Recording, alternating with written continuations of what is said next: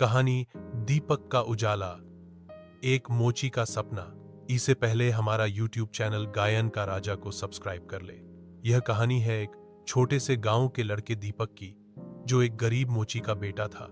हालात ने उसे कभी झुका दिया, लेकिन उसने अपने हौसले से अंधेरे में भी अपने लिए उजाले का रास्ता बनाया। कहानी की शुरुआत। दीपक उत्तर प्रदेश के एक छोटे से गांव रामपुर में रहता था। उसके पिता हर दिन गांव के चौराहे पर बैठकर जूते सिलते थे और मां घरों में काम करके परिवार चलाती थी। 3 बच्चों में दीपक सबसे बड़ा था और उसी पर पूरे परिवार की जिम्मेदारी धीरे धीरे आ गई थी। दीपक बचपन से ही होशियार था। उसे पढ़ने का बहुत शौक था, लेकिन घर में किताबें खरीदने तक के पैसे नहीं थे। स्कूल की पुरानी किताबें मां के मालिक के बेटे से मिलती थी। फिर भी दीपक हर साल टॉप करता। संघर्ष की राह। जब दीपक 10वीं कक्षा में था, उसके पिता की तबीयत बहुत खराब हो गई। जूते सिलने का काम छूट गया और घर की हालत और भी बिगड़ गई।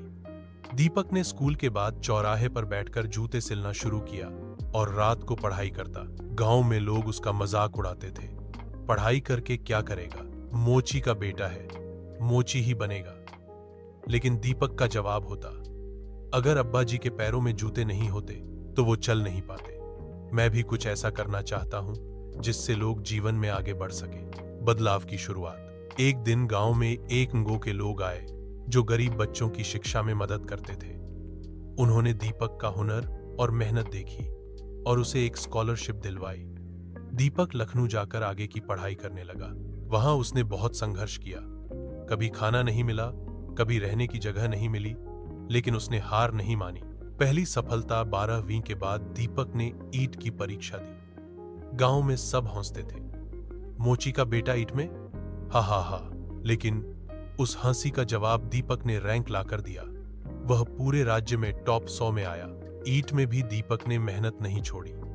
उसने पढ़ाई के साथ साथ गरीब बच्चों को पढ़ाना शुरू किया। उसकी यह पहल धीरे धीरे दीपक क्लासेस बन गई। आज हजारों बच्चे वहां पढ़ते हैं। कहानी का अंत। लेकिन प्रेरणा की शुरुआत।